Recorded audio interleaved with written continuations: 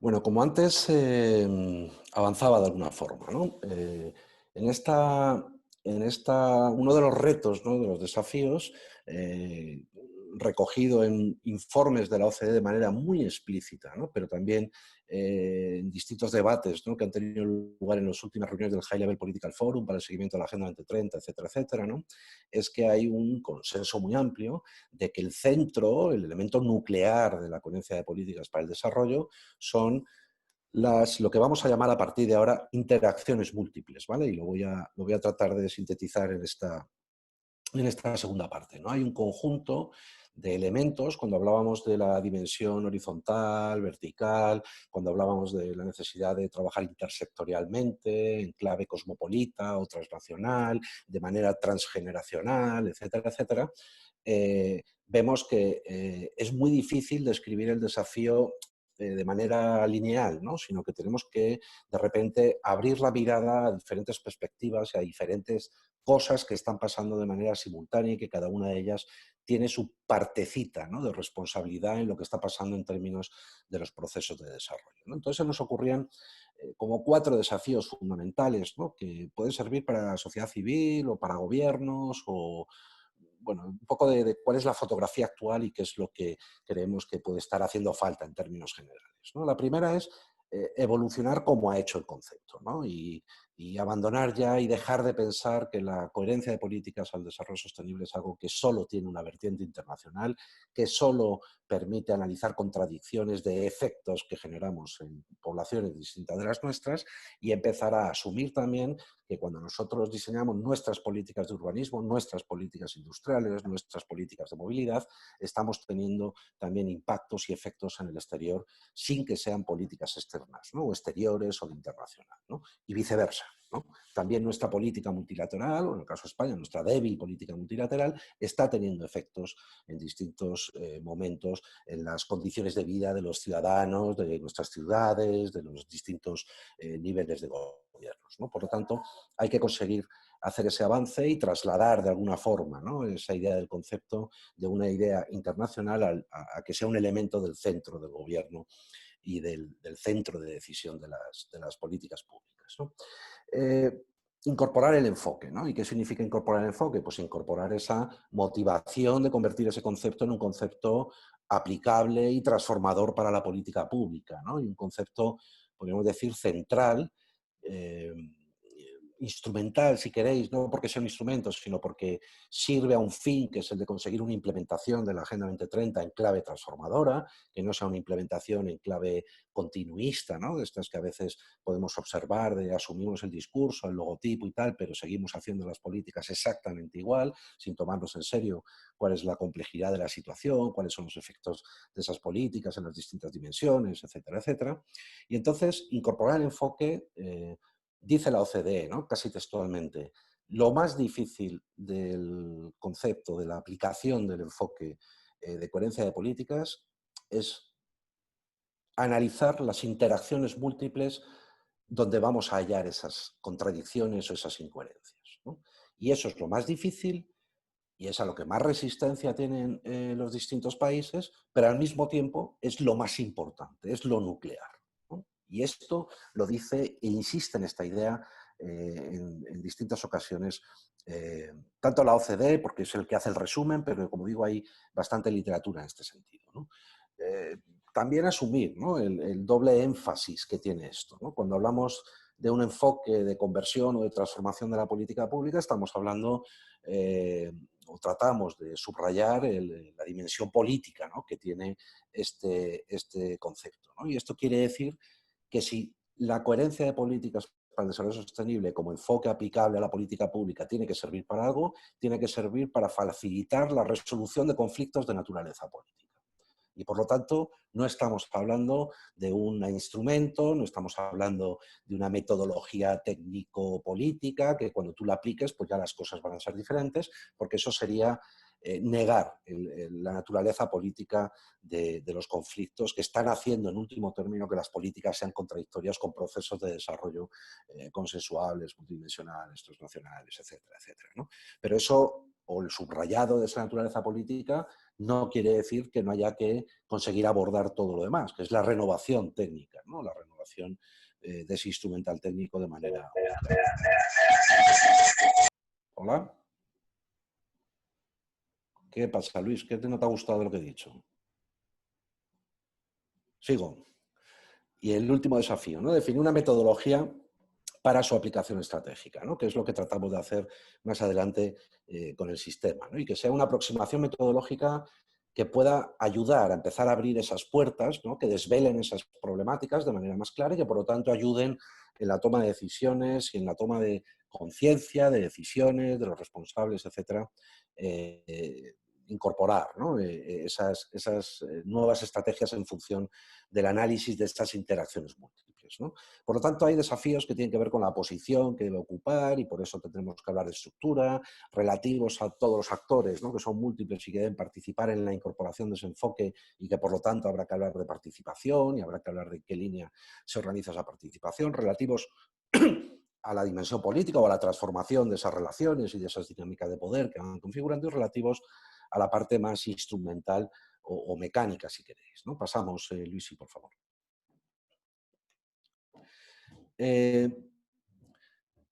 em, a ver, esto es la parte probablemente más difícil de resumir, ¿vale? Porque la justificación de todo esto pues ocupa algunas paginillas, pero podéis creernos, si os decimos que creemos que está bastante bien fundamentado, que esas interacciones múltiples, nosotros hemos de alguna forma propuesto, conseguido resumirlas o sintetizarlas en 8 interacciones que tienen que ser analizadas, ¿no? Y que el centro, el núcleo, el elemento más difícil pero más importante de la coherencia de políticas para el desarrollo sostenible es conseguir realizar de manera sistemática, ordenada, transparente, participativa, ese análisis de esas 8 interacciones, ¿vale? Dicho lo cual, me gustaría borraros de la imagen esta diapositiva con las 8 flechitas y tal, porque esto tiene solo, o sea, solo se puede ver así con propósitos analíticos, es decir, para explicarlo. Porque todas estas cosas se dan en la realidad de manera permanente e interrelacionada, ¿no? Y siempre es importante no perder de vista eso.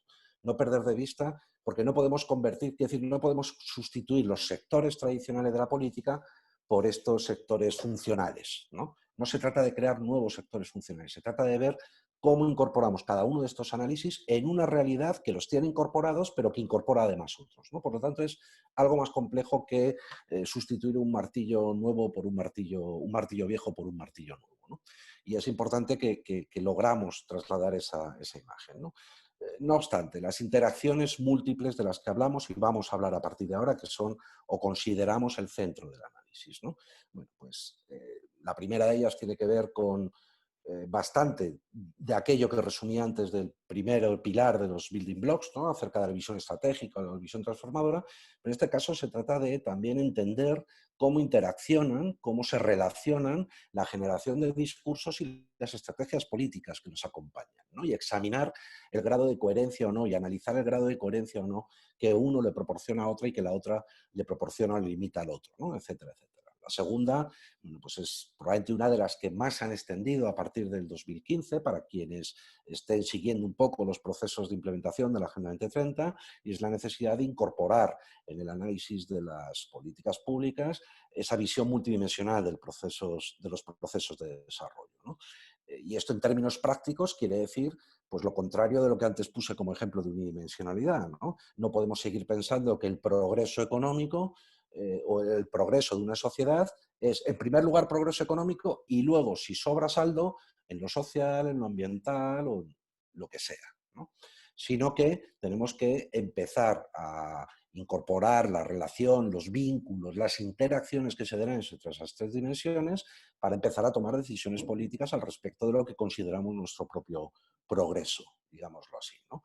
Y esto ya, de alguna forma, se está haciendo, ¿no? Yo creo que en la investigación también recogemos algunos ejemplos y no es lo mismo, por ejemplo, tener un Ministerio de Medio Ambiente que un Ministerio de Transición Ecológica. No digo que sea mejor ni peor, pero la denominación, y por supuesto algunas de las políticas que cuelgan debajo de esa denominación, orientan que ya ha habido cierto análisis de interacciones y que ya el medio ambiente no se ve solo como una cosa equiparable a la sanidad o a los servicios sociales, etcétera, sino que se redefine por la necesidad de transitar ecológicamente y, por lo tanto, incorporar elementos económicos, elementos sociales, para que esa transición sea justa.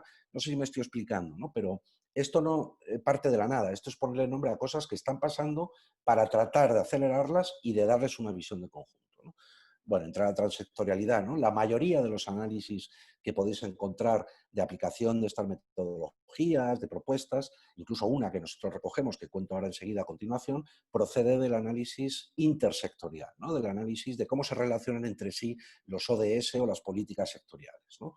La transnacionalidad, que es esa relación entre lo local y lo global, articulada de manera, como todas ellas, ¿no? Que nos permita entender cuáles son los elementos fundamentales de esas interacciones para aplicarlas en política pública, lo que tiene que ver la mirada del género, ¿no? En todos los procesos del desarrollo, la acción multinivel, que es otro tipo de transnacionalidad, si queréis, ¿no? Pero se trata de conseguir una visión no solo de coordinación entre niveles, sino transcompetencia, ¿no? Por ejemplo, en el mundo de los municipios cada vez tenemos más representantes políticos, alcaldes o alcaldesas que están hablando de la necesidad de compartir competencias, de dejar de hablar de la distribución de competencias y empezar a compartir competencias más ajustadas a las realidades de los territorios, de las poblaciones que los atraviesan y que atraviesan también las fronteras de esos territorios, ¿no? Hay un montón de ejemplos, por ejemplo, con esto que han surgido a raíz del COVID, ¿no? Con el tema del confinamiento, después de la desescalada, ahora de los rebrotes, y etcétera, que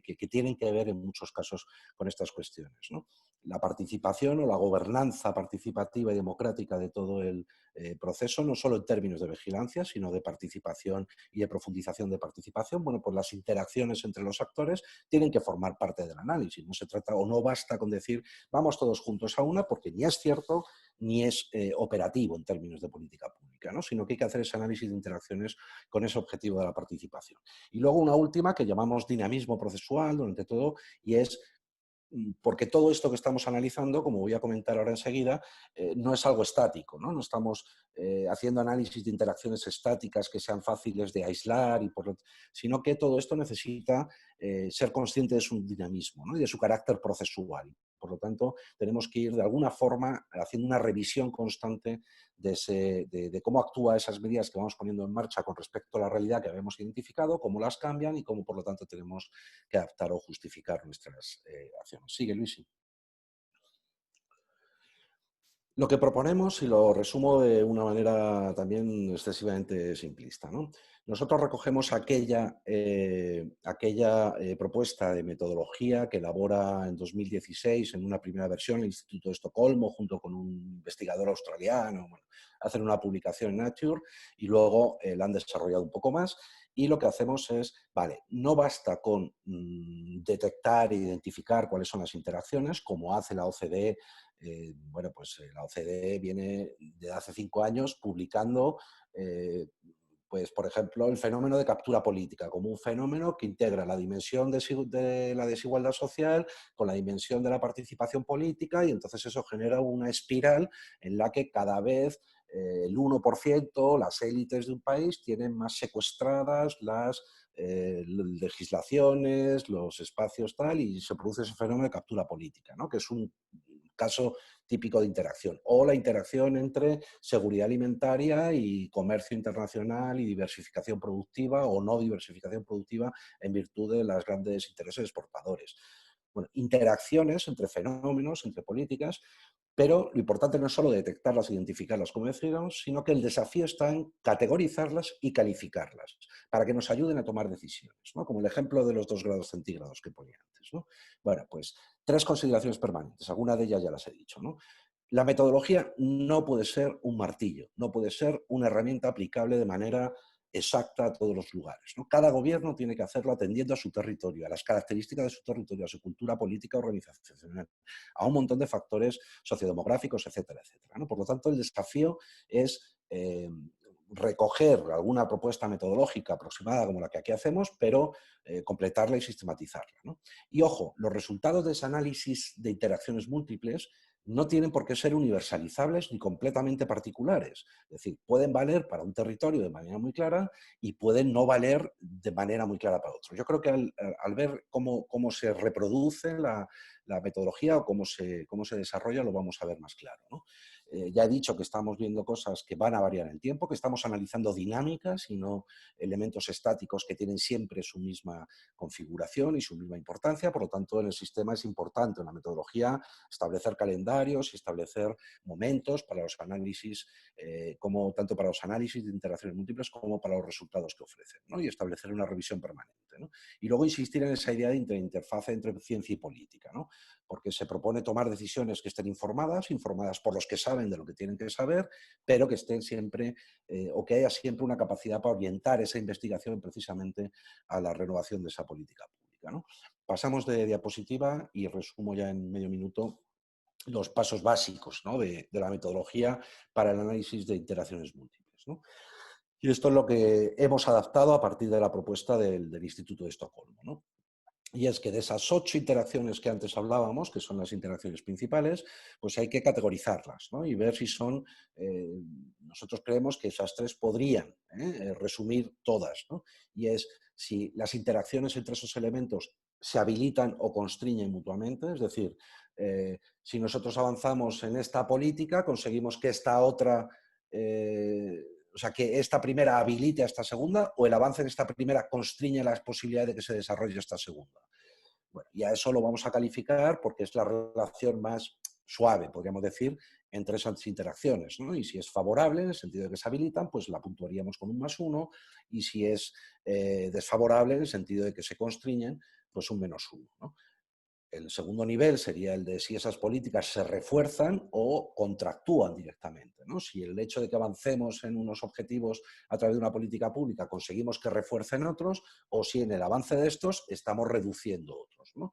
Y los calificaríamos con +2, -2, y el grado máximo de contradicción, para decirlo así, sería si tenemos muy claro y hay mucha evidencia de que el avance en esta política impide, ¿no? El avance, perdón, impide, cancela o impide, o viceversa, si avanzar en esta política siempre y en todos los casos supone también avanzar en esta otra, ¿no?, en estos otros resultados, ¿no? Y a eso les daríamos la puntuación máxima, tanto si es positiva como si es negativa, ¿no? ¿Esto qué nos produce? Pues que después de un análisis de interacciones múltiples podamos tener un resultado, incluso en términos matemáticos, si queréis, o de aproximación numérica, que nos permita ver de todos esos análisis que hemos realizado, pues cuáles son más positivos o cuáles tienen una puntuación más elevada y son más claramente favorables, en el sentido de que ese análisis nos proporciona elementos positivos y numéricamente positivos que nos permiten realizar, bueno, pues esto quiere decir que hay muchos que se refuerzan, muchos que son indivisibles y pocos, en todo caso, que se constriñen o que contractúen, ¿no? Pero también nos permite evaluar cuáles son las interacciones desfavorables, ¿no? Y ahí, bueno, pues hay 2 caminos, aquí no están desarrollados, pero hay uno que sería el de establecer medidas reguladoras o regulatorias para cambiar en el tiempo esa interacción desfavorable. Hay soluciones, por ejemplo, tecnológicas que pueden ayudar a hacer que una interacción con otra pues, se mitigue un poco, etcétera, etcétera, pero también nos puede dejar muy clara la necesidad de establecer prohibiciones concretas cuando estemos observando de manera muy evidente que hay interacciones que están cancelando otras que son fundamentales para nuestra estrategia, ¿no? Y en último lugar hay que determinar la importancia que para cada gobierno, en cada análisis, tienen todas y cada una de esas interacciones, ¿no? Porque pueden ser o no ser reversibles, la relación entre ellas, se puede producir en 2 direcciones o solo en una política o un efecto o una medida puede habilitar a otra, pero no quiere decir que esta otra habilitara a aquella, etcétera, etcétera, ¿no? Bueno, y completar el análisis con el grado de fortaleza o debilidad de esa interacción y también con el grado de certeza que tenemos, ¿no? Porque no siempre vamos a tener un 100% de certeza en estas cosas, pero sí podemos ir progresivamente en estos análisis acumulando estos elementos, ¿no? Y colocamos ahí, disculpad la representación gráfica, que no es muy fuerte, ese dinamismo revisable y esa adaptación constante como un paso más, pero que se relaciona constantemente con toda la metodología de análisis de interacciones múltiples, que es lo que nos va a poder como resultado, pues, proporcionar estrategias de políticas transectoriales, multidimensionales, transnacionales, basadas en evidencias y en esos análisis de interacciones múltiples. Ahora sí.